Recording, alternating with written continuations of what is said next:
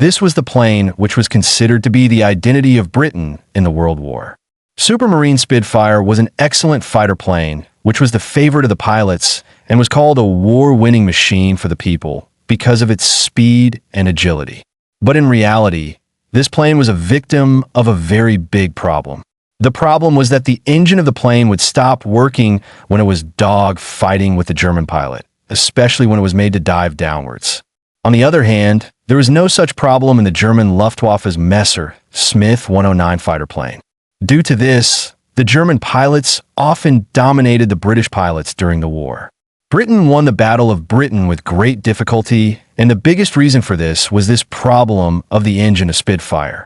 If Britain wanted a clear victory in the remaining World War, then it was very important for it to solve this strange problem of Spitfire. They tried very hard. Big engineering firms also tried, but this problem of Spitfire could not be solved by anyone. Finally, a solution was found, and that too, in such a way that a person took it out from where no one expected it. A woman, Betty Schilling. What did this woman do with the Spitfire that today she is held responsible for winning the World War II by the Allies? Once again, viewers, welcome to the InfoX TV videos. This issue of the Rolls-Royce Merlin engine of the Spitfire first came to light in 1938. At that time, this issue was not considered so big because before the World War, pilots did not do much diving. But in 1940, when the Battle of Britain was at its peak, it was not just a technical issue, but had become a question of survival. An even bigger issue was that before World War II, the British government had produced more than 20,000 Spitfires, which means all these planes had the same problem because Rolls-Royce Merlin engines were installed in all of them. And then the seriousness of the matter was realized when the British came to know that apart from the Spitfire, the Royal Air Force had other fighter planes in which Hawker Hurricane and Boulton Paul Defended were included in them as well. They also had the same Rolls-Royce Merlin engine. Now, firstly, the heat of World War II, and on top of that, the Allies had the biggest history of fighting with planes with defective engines. In 1940, during World War II, Nazi Germany was fighting with France and Britain. During this time, when the Germans would come to the Allies area with their Messerschmitt 109, RF Spitfires would be fired to counter them. To avoid each other's bullets, the pilots would use advanced maneuvers, such as diving immediately or lifting the plane immediately. This was a very common thing in World War I. Planes could fight for hours by doing such maneuvers. Sometimes they would avoid enemy bullets by diving down, and sometimes they would immediately put the nose up and target the other plane and fire. Now, during this life and death dogfight, if someone's engine stops working, what will be the consequences for them? Luckily, the British were the first to lose their lives in the Battle of Britain. The pilots had the home court advantage. Their fuel supply was close, and they could fight for many hours. On the other hand, the German pilots had to first cross the English Channel, then fight, and then go back to their base for refueling. This was a disadvantage for the Germans, which is why they probably could not fight even the defected Spitfires. The Battle of Britain was over, but World War II was still on. This strange problem arose in the Spitfire, especially when it nosedived. When a plane starts falling downwards in free fall, then anything that is not firmly grounded, such as the blood running in the pilot's body and the fuel present in the engine's carburetor, does not work due to gravity, and instead of going down, it goes upwards. Unfortunately, the Rolls-Royce Merlin engine's carburetor had fuel outlets at the bottom, so when the plane nose drove fast, the fuel present in the carburetor used to go upwards, away from the outlet. During this time, the engine did not get fuel, due to which the engine of the plane would either stop or it would start jerking until it would come back to normal. To solve this problem, the best minds of the world were assigned this task at that time, which included Cyril Luff of Rolls-Royce and Eddie Fisher of Royal Aircraft Establishment. Both of them found very clever technical solutions, but both of them failed completely. On the contrary, due to the solutions of both, a new problem arose in the plane. To understand this problem, it was necessary to have deep knowledge of the inside of the engine.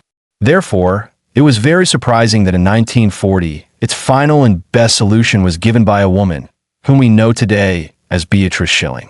When the production test flights of Spitfire were being done for the first time in 1938, at the same time, a lady named Beat Schilling rebuilt and tested her favorite machine, a 490 cubic centimeters Norton motorcycle. This was the same bike on which she became the fastest woman to ride a motorcycle at the Brooklands racetrack. Bunny Schilling was a great racer, but an even better engineer. She was fond of motorcycles since childhood. Around 1919, when Butz was just 10 years old, she saw that her sisters go on cycle trips, and she always gets left behind. So she decided that she will save money to buy a motorcycle. By the time she was 14, she achieved her goal by buying a two-stroke Royal Enfield. Gradually, she started solving the problems of her bike herself, and soon she became capable of dismantling and reassembling a bike. By the time she was 15, she decided that engineering would be her real career. But the only problem was that it was the year 1924, and at that time the society did not even think of making girls engineers.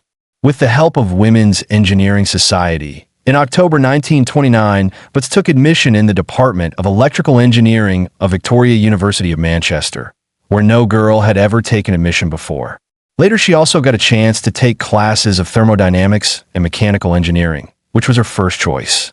The real interest was that she was not only an engineer, but also a woman who raced with men on the Brooklands track, and this was possible only because she had made some changes in the carburetor of her 490 cubic centimeters Norton motorcycle, due to which its pickup had increased tremendously. Schilling herself was not aware of it at that time, but this ability of hers was going to solve the biggest problem of speed fire and hurricane fighters during World War I. Before World War I, Schilling had spent 3 years working in the Royal Aircraft Establishment.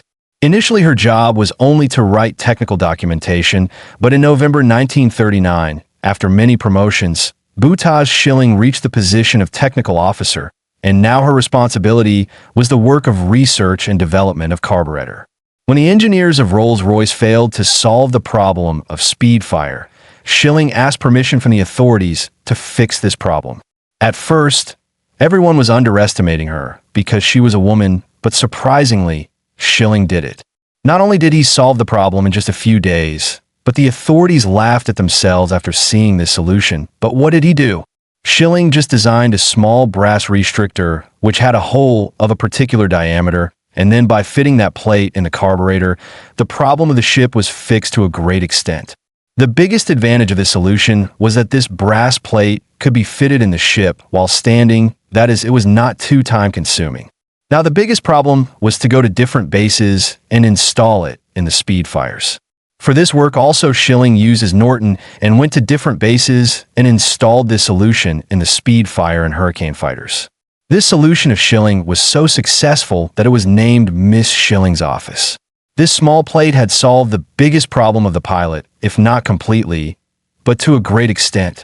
Later, Schilling designed a completely new carburetor for Rolls-Royce Merlin and solved this problem forever. Solved after winning the World War II, the pilots gave all the credit to Schilling's ability. Eventually, for her hard work, she was awarded the Order of the British Empire. After the World War II, instead of leaving engineering, Schilling started working on new and advanced military projects. By 1950, her work had spread to new fields like rocketry, ramjets, and guided weapons. In 1955, Schilling was made the senior principal scientific officer of the Royal Aircraft Establishment. Veta Schilling was not just a mechanic or engineer. She was a charming character who was opening new doors for women in engineering. Even today, it is well believed that if Schilling had not been there in World War II, the map of the world would not have been the way it looks today. Hope you all will like and share this video of InfoX TV. Thank you very much for your loving comments. See you in the next amazing video.